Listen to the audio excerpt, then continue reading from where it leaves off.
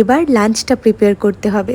তো এখানে মাটনটা ম্যারিনেট করা হয়ে গেছে, মা সমস্ত কিছু আমাকে রেডি করে দিয়েছিল, মাটনটা ম্যারিনেটও করে দিয়েছিল, জাস্ট আমি এখন রান্নাটা বসিয়ে দিলাম। চিকেন বা মাটন সবসময় আমি চেষ্টা করি অন্তত আধ ঘন্টা ম্যারিনেট করে রাখার, এতে করে চিকেন বা মাটনের মধ্যে মশলার ফ্লেভারটা খুব ভালোভাবে অ্যাড অন হয়। এনিওয়ে আজকে মাটনটা কিন্তু 1 ঘন্টা মতন ম্যারিনেট করা ছিল। যাই হোক, আমি এখানে রান্না বসিয়ে দিয়েছি। বাবিকে খেলনা দিয়ে ঘরে বসিয়ে রেখে এসেছিলাম, বাট ও যেই দেখেছে আমি রান্নাঘরে কাজ করছি অমনি চলে এসেছে কোলে উঠবে বলে।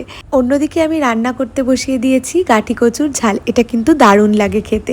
মাটন কষা হয়ে যাওয়ার পর বাবির জন্য মাটনটা আলাদা করে প্রেশার কুক করব বলে আমি এখানে মাটনটা তুলে নিয়েছি, তার সঙ্গে এক টুকরো আলু দিয়েছি আর বেশ খানিকটা গরম জল দিয়ে প্রেশার কুক করতে বসিয়ে দিয়েছিলাম। এদিকে তো আমার রান্না বান্না অলমোস্ট ডান, ভাতটাও হয়ে গেছে, তাই ভাত উপর দিয়ে দিলাম। আজকে সকাল থেকে সেভাবে জল খাওয়া হয়নি, তাই এখন খেলাম একটু লেবুর শরবত।